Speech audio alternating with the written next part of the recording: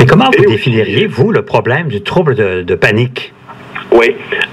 Il y a la différence entre l'attaque de panique et le trouble panique.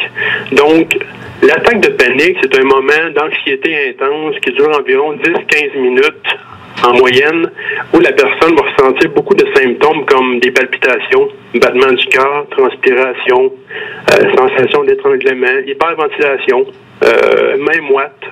Et là, la personne peut avoir l'impression de faire une crise cardiaque aussi, ou de manquer de souffle.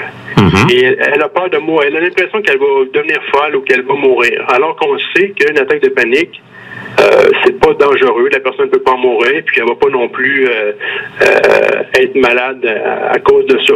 Mais ça, c'est pour l'attaque de panique, ça dure 10-15 minutes en général, et la personne peut en vivre, si on regarde dans la population, 2-3 fois dans sa vie, de manière isolée. 8 à 15% des gens, ça va leur arriver, et ça ne deviendra pas invalidant.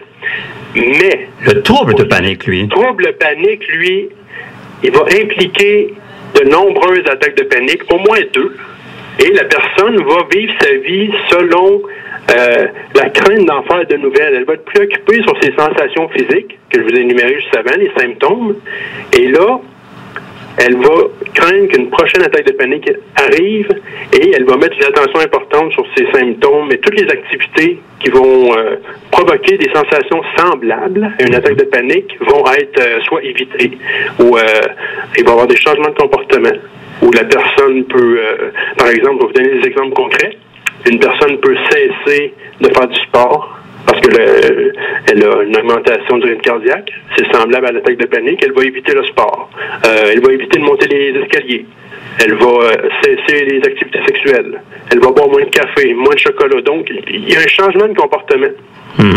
Mais c'est assez étonnant parce que c'est un trouble anxieux et là, le trouble panique fait qu'on fait de l'anxiété parce qu'on craint de faire de l'anxiété. C'est ça.